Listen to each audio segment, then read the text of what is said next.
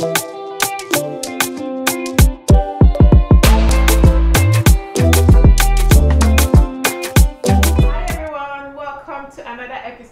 Conversations with Eki. My name is Eki, and as you already know, Conversations with Eki is a talk show that showcases individuals who are striving in their careers and in their businesses. And guys, today we have a food nutritionist.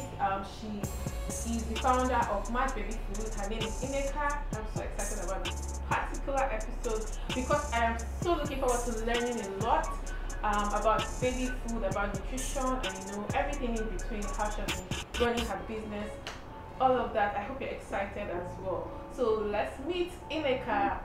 So guys, we have Nneka here with us. Hi Nneka. Thank you so much for having me. Thank you so much for being here. Like, I know you're so busy, so for you to have agreed to this, I can only imagine. Thank you so much, Nneka. Thank you. It's my pleasure. So, like I already said, Nneka is the CEO of Match Baby Food. Nneka, can we meet you? I know that you're the CEO of Match Baby Food and you do a lot. So, but we want to know more about you. Can you tell us a bit about your background? Like, maybe like where you schooled, your family. You can even share with us like a fondest childhood memory. Don't give us sweet juice, no now. So yes, guys. Yeah, Nneka. My name is Nneka Ogboi, founder of Match Baby Food. We're a 100% organic baby food company that produces healthy purees and snacks for your infants and toddlers. I'm so excited to be here because anything concerning, business, kids, I'm all for it, it's not an easy journey. Thank you. And that drive really does take you a long way. So a bit about me. I actually, surprisingly, a lot of people don't know this, but I do have a finance background. Oh, really? I used to be that finance professional, suit and tie. So that means you had a 9 to 5. Yes. I'm definitely one of those. I did over 10 years in the finance industry. Wow. Before I transitioned to baby food, into an entrepreneur. So I've since, besides finance, gotten myself educated. So I have a certificate in child nutrition and cooking to support what I'm doing at MASH. But it's been an interesting journey. So I started, talking about where I went to school. I started my school life. Yes, I did up to secondary school here in Nigeria. And then I moved to Canada. Oh, really? Yes, and I went to school in Canada. I know, because now everybody is like moving to Canada, so people ask me a lot of questions. But yes, I spent a long part of my adult life in Canada before moving back to Nigeria. And so it's been an interesting ride. So I studied finance. I worked in the finance industry in Canada. Even when I moved back to Nigeria, I was still in the finance industry until how finance companies are in Nigeria. And so I had it up to here, and then I basically, exactly. So, but it's been such a rewarding ride. I mean, running a business is not easy. It is not without its challenges, but the impact, the impact has just been, it's been so fulfilling. So I'm happy to be where I am today. What do you do for fun? For fun, I do a lot of things. So let's see, what's my main thing for fun? I like to travel.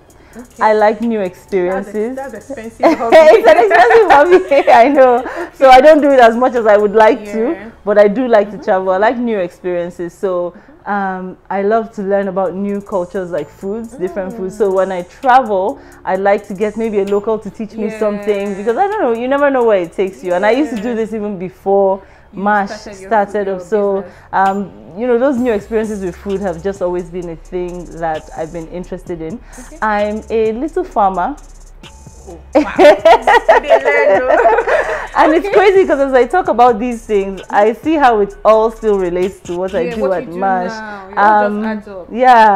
I've always loved gardening, so I have a little home garden at home. I grow a bunch of vegetables and all that kind of stuff, and now I've involved my kids in that. They like it, yes, they do. So I really enjoy that. That's where my love goes to off work. Where are you from? What state? I'm Igbo, so I'm an Igbo girl. Ada. Yes. Are you Ada?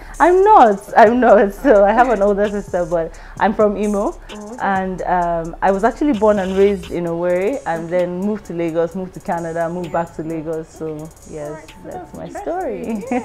Okay, so can you tell us a bit about your company? Like, what does Match Baby Food do? Like, what do you do for your company? And then maybe if you have a team of people that work with you, just share like more details into like your operations. We just want to know about your company and then what you do for your company. Okay, so what we do at Mash Baby Food is that we produce healthy purees for infants and toddlers. So for your kids from the age of 6 months to all the way to 5. We produce meals, snacks, all of those healthy things. Our focus is on putting health back in kids' foods. You know, we have a lot of overly processed foods now that are filled with sugar, filled with junk, and so our mission is just to make moms comfortable, parents comfortable feeding their kids with something that they know is healthy and good for their child.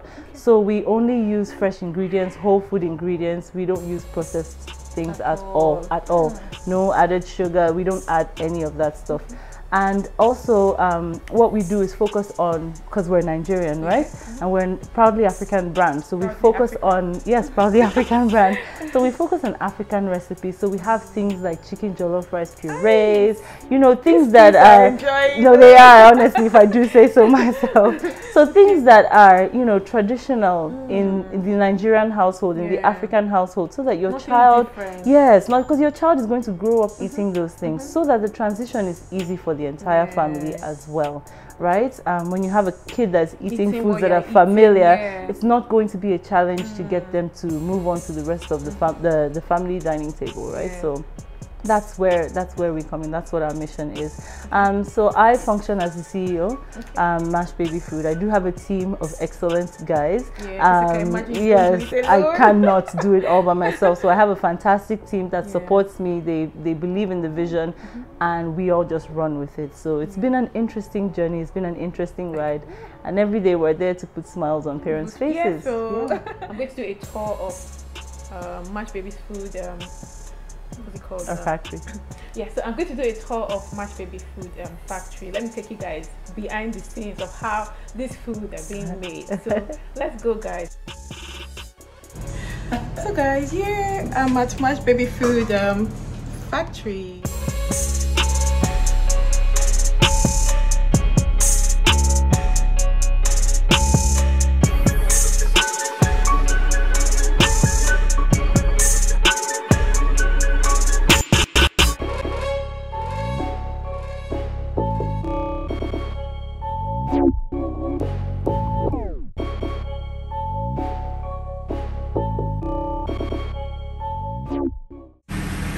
Hi Nneka. Okay, so please can you tell us about this Mash Baby Food product here? Yes, so this one is our avocado thick shake. It's made of fresh avocados, bananas, and full fat coconut milk. Oh wow. And so the kids really love that one. It's nice, it's creamy, it's sweet, but no added sugars. These are variations of our thick shake. So this is the original with apples, bananas, peanut butter. We make the peanut butter in-house, also jump free, and coconut milk.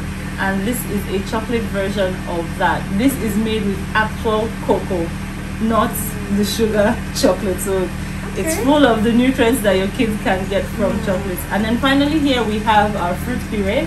It's apple papaya.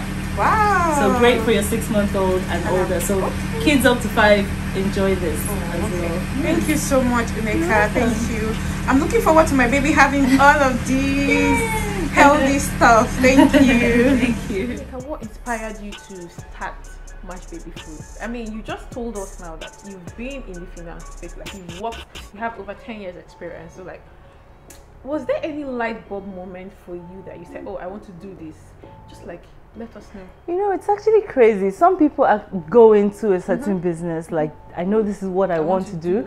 I'll be honest with you, that wasn't me. I was doing very well in my finance career. I was progressing really quickly. So it was even crazy when I said I was going to leave, because people couldn't understand, like, why would you leave that, right? But at the time, I was working at a firm where my values and theirs just didn't align. So I was not happy there. And sounds crazy, but I'm one of those people that value my happiness and my peace of mind. Your peace of mind. So I decided, you know what, I tried to fix it and it didn't work, and I said, you know what, I'm not doing this anymore. So I had resigned from that place, and it was November of that year. So I decided that I'm not going to take time off till next year before looking for another job. But in the meantime, I didn't want to be bored at home. At this point, I had a 6-month-old child. So I was making his own pureés, and I would make a lot of fun stuff for him. And you know, social media, just post it on social media. Even my colleagues at work would say, oh, can I get some of that? Like, I have a child too, and I can't do any of this. But I would do it out of, you know, I was just happy to do it because it was something that gave me joy, right? And so during that break, I decided to, you know, see where it goes, do something a bit more. Which that means you've been making this food for my child, yes. Even before you resigned. Yes. But I was making it for my own kid, my own son. So it was a way for me to express myself, because like I mentioned, I mean, I like those experiences with food. Surprisingly, I don't like cooking regular meals, but if it's something like fun, colorful, you see me there all day. So I've been doing that, and then I decided to, you know, see where it goes in the 2 months that I was taking a break before I go back job hunting. And so I started MASH in December of that year. We launched actually December 23rd. It was at the end of the year.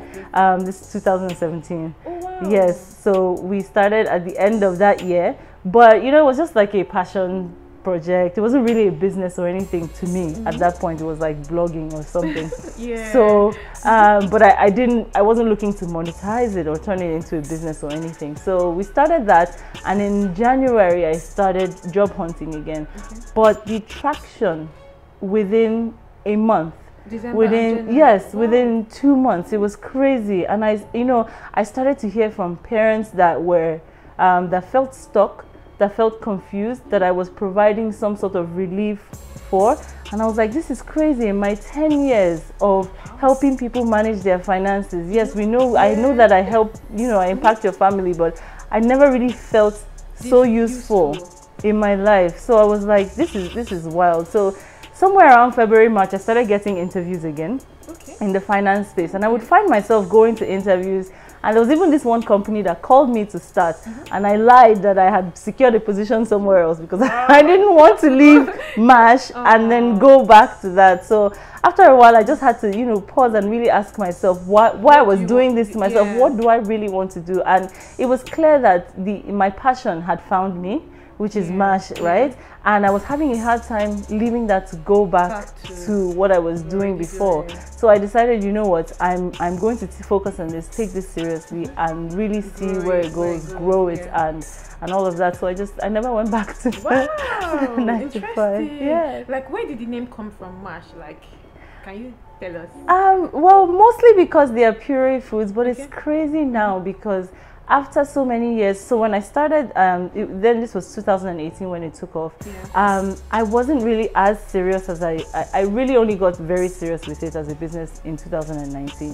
So I was treating it more like a hobby, and I was helping people. It was like charity, all right? I wasn't really trying to grow, like I was happy I was helping people. But anyway, before I started, I had a name in mind, another name in mind. And just Google search, and I realized that the name was taken. I remember being so heartbroken because I'm like, this is the name that I had in mind. It was something that I used to call my son at the time, so I was like, this was my dream name. And so I was so pained. But then you have to move on. And then I realized our focus was puree foods. So generally people would say mashed food, mashed food. So I just call it mashed baby food. Let's see where that goes. And now the name seems so, I can't believe I had something else in mind. So sweet, honestly.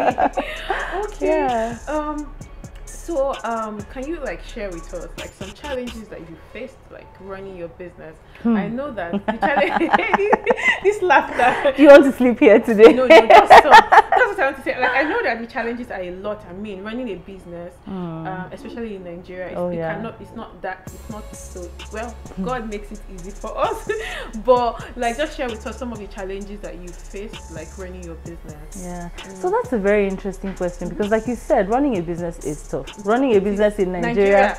Extreme sport, right? So for me, going into the business, I thought that the major challenges that I would have is convincing or getting moms, getting parents to be comfortable to purchase products from a nobody, right? Because I wasn't one of the big companies that you'll be used to selling baby food.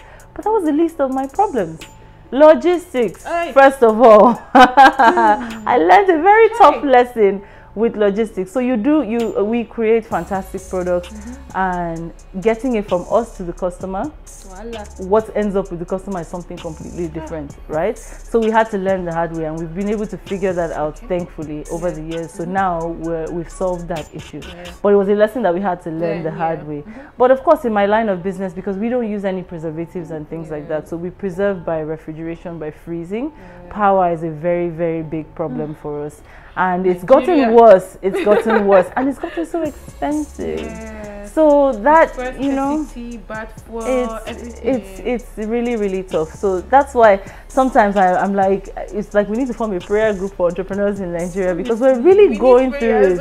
I'm telling you, we're really going through it. I did have a bit of a challenge with human resources, with staffing at first. We've been able to resolve that now, because our business is such a sensitive one, and the people who work with us need to buy into the vision. We are definitely not one to cut corners. Even if it increases cost, we have to do what is right. So finding is baby food, exactly. So finding people that will do the right thing even when nobody is watching was a bit of a challenge at first. But just hammering in our values and training the staff has helped to really take care of that, so that now we, even as a company, identify people that that understand our vision and are working in that purpose as well. So if you're the best candidate or the best person, but you don't really align with what we're doing, it's dangerous for us, so we wouldn't even go with that. So staffing used to be a challenge at first, but now we found a way to, one, identify the right people who would align with us, and then also train them to uphold those values as well. Thank you. It's not been easy, but we're still working at it. So what would you say are the principles or the values that have guided you, like, so far, like, with running your business? You know, like, running a business, you have to have, like, principles. Okay, this is what is going to guide my business. So what would you say has guided you so far? For us, the first thing has been, what do we stand for? What do we as Mash Baby Food stand for? So there are certain things, like I just mentioned, certain areas we would never cut corners in, because we're providing parents with that comfort that we're making healthy food for your baby, similar to what you would make at home, but we're doing the work for you. So we make sure that our ingredients are top notch, the same thing that parents will use at home. So we partner with organic farmers to get the best, and even when it comes into our place, we still select, right? So we go through that process. We make sure that, again, everybody does the right thing, even when nobody is watching. Some of the things that are very important to us are, you know, no junks, no preservatives, no chemicals. Just keep it true to form, keep it healthy for the kids, right? And so even when we're coming up, because we have like new recipes from time to time, even when we're coming up with things, we have that in mind, that it's only whole food ingredients that we want to focus on. So that has been very important. And then customer service is very big to us as well, because I came from a different world. Like most part of my career was in Canada, and the customer service experience in Canada and the one I received in Nigeria is very, very different. So I made it a thing that, you know what, no matter how bad it gets or whatever the case is, we must deliver exceptional customer service, because the bulk of our customers are mothers. We have some dads as well, but they're mothers. And I know how tough it is being a mother, especially a mom of a small child. You know, it's very, very tough. So we will not be a problem or be an added stress to, exactly, we're not going to be part of that wahala. So if anything, we should, a mother should leave, they should leave a conversation with us feeling like, wow, like I can trust these guys, and everything is so easy, right? So customer service is very, very big for us. And then finally, delivery. Because as I mentioned, we had issues with logistics, and you know, as a business owner at first, you take things personal when, you know, you left my place in good condition, you didn't get there, who is the dispatch company, who is this? But we're taking ownership of that, right? If the delivery didn't work out well for whatever reason, we internalize and say, how can we fix it? Because at the end of the day, the customer is getting a mashed product. They don't care who is handling the delivery. So we make sure that we take charge of that process from end to end, right? We still outsource our deliveries, but in outsourcing it, we manage that relationship, that process, and we're in charge of it from end to end. So we just make sure that what the customer orders is what they receive, right? And the service that they're expecting, we exceed our goals to actually exceed their expectations. So those are things that we stand by every single day. Can you tell us what are your future plans for your company? Like, where do you see Match Baby Food in the next couple of years? I mean, I know that you have some plans that maybe you don't want to share like right now, but let's just see, like, tell us what where you see Match Baby Food in the next couple of years. In the next few years, we have a big vision. I have a big vision, and it's my job to, you know, share that with my team so that they're all on board with the vision, right? So right now, our focus is, because we're primarily in Lagos, our focus is spreading nationwide. So we do have our NAFDAC approval, so we're trying to get into stores nationwide. We have some interest from Ghana as well, so we're working on something exciting there. Interest from Ghana, but ultimately, I also feel like I'm telling a story with MASH, and a story that brings pride to Nigeria, brings pride to Africa. So it's something that I want to take beyond the shores of Africa and be able to spread. You know, Nigeria is not all about scam or whatever. You know, there are good things that come out of here. So the same way other international companies take things abroad and make bring their things to Nigeria, exactly. So I envision MASH really doing that with baby food and giving other people, other cultures a chance to experience African food. Like we have a lot of good food here, and our flavors are mind-blowing, right? So I just want to play my own role in sharing that with the world through MASH. So that's where we're going. So that's a big one.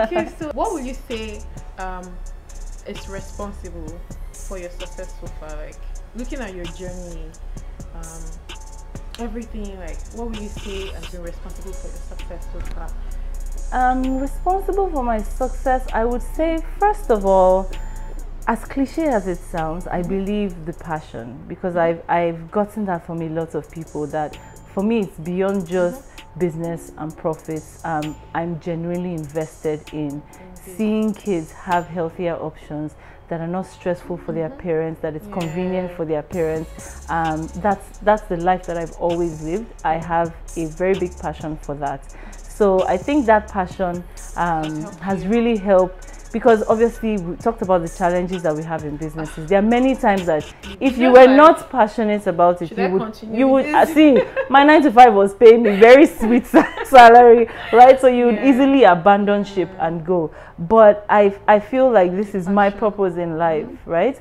And it's crazy because even before I started MASH, while I was working, I always thought that, you know, I need to discover my passion so I can do something, maybe after retirement or whatever. But my passion found me.